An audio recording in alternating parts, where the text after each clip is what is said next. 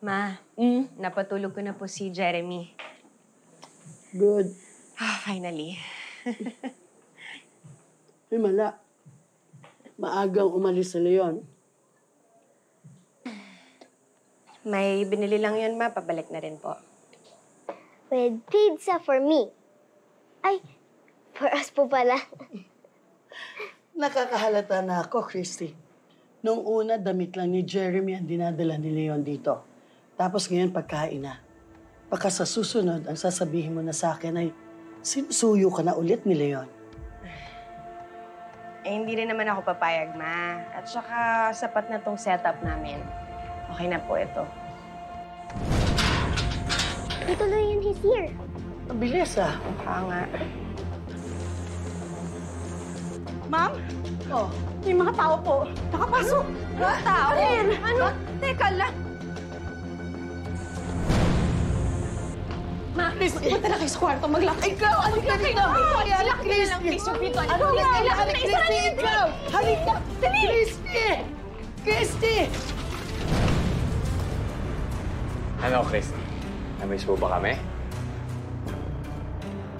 Pasok! Melody! Pasok na po yung pinto! Paano po si Mami, Lola? Just pray. Just pray, okay? She will be all right. Pray, and I'm gonna call the police. Kumusta, Bangus? Long time no see. Bakit, ha? Ba't kayo nandito? Si Mami.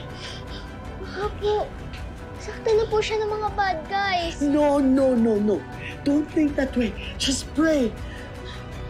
Bakit, ha? Kayo lang naman ang gustong makapagkita, ha? Dapat na bubulok na kayo sa mga kulungan ngayon. Lalo ka na.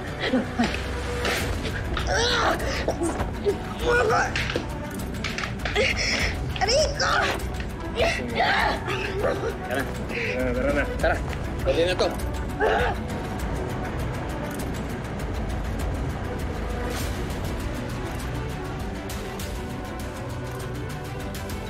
Tumawag pa yung matanda na pulis. Tara. Nakalakdan! Bitawan mo ako! Hindi ka magtatagal mga naparilan! Ganun pumalag. Ano ba? Bitawan Ganun mo! pumalag. Akala niyo wala kayo sa mga pinagagagawa niyo? Iwan niyo ko! Di na kailangan. Makakalis na tayo bago pa sila dumating. Huwag ka na pumalag, boss! Akala niyo? Ha? Akala niyo? Hindi kayo makakawala sa pinagagagawa ninyo? Tingnan! Ayun! Bitawan mo si Christy!